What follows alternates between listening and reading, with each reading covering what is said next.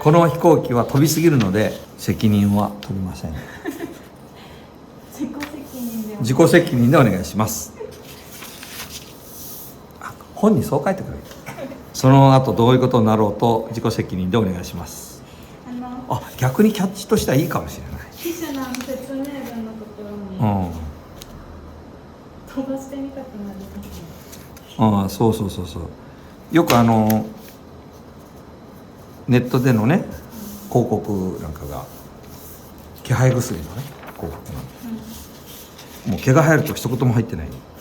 とにかくもう驚きますとかね、売り切れ続出とかね、それがどうしたんに感じがあるけど一言も入ると書いてあるよ。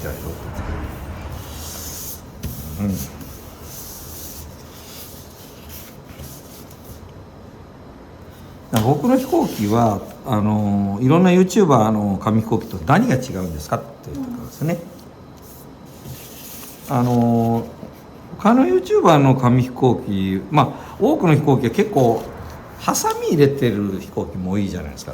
なんか知らんけど、困った時のハサミあれだみたいな感じで、それはないですよね。まずハサミを入れたら折り紙飛行機でもないので、ただの切り紙飛行機のジャンルになるのではないかなということが一つ、それと本当はね、翼の上に檻をたくさん出したくないっていうか、翼のだからこれは否定してるんですよ。自分の今までの作品を、今までのすごいでしょ。戸田私自身が自分の作品を否定した作品を作るというのは航空理論的には翼の上はつるっとしとかなきゃいけない。空気抵抗、翼は紙飛行機いうか飛行機そのものは、翼の下で飛んでるんじゃなくて翼の上で飛んでるので、翼の上の気流が乱れるようなのはできるだけ避けなきゃいけないんですよね。で乱す時にはそれなりの理由があって乱してますから、そういうところにポンポンポンとそういうもの突起を置いたりすることはありますけども、本質的にはもう翼の上はきれいに滑らかにするというか、霧を乱さないというか、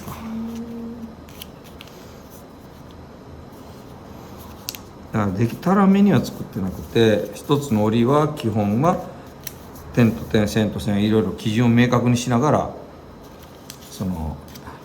折っていってますので、同じ飛行機が何回作っても同じように作れますという感じでいきたいんですよね。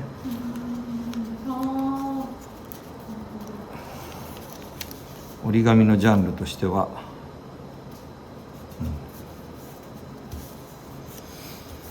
どういう時に何時ぐらいとかに創作意欲が湧くんですか？なんか夜中とかによく折ってるイメージあります。深夜なんか会社から帰る時によく。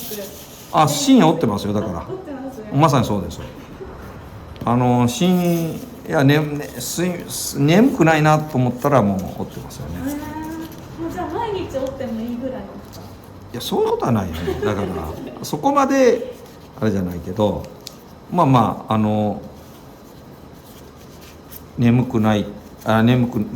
たくないなと思ったら折ってますよね。どうだったかな。これはこっちかな。今折ってるのもイカ、ベースはイカです。ベースはイカです。やっぱりイカって万能なんですか？イカは万能ですよね。すごいよね。だからこの紙飛行機博物館にあるやつの多くはイカをベースにしてますよね。距離型で。距離型でありながら、一番長い立体型のがあるじゃん。あそこ。あれイカですよ。立体のイカなんですか？銀色のやつ。そうよ。初めて知った。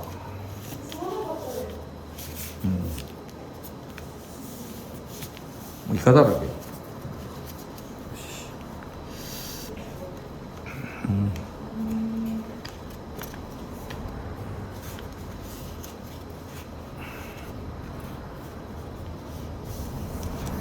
カは簡単そうに見えて折りが結構多いから折った気もしますね。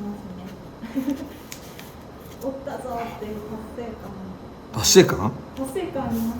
折れた。最初折った時やったーってなりました。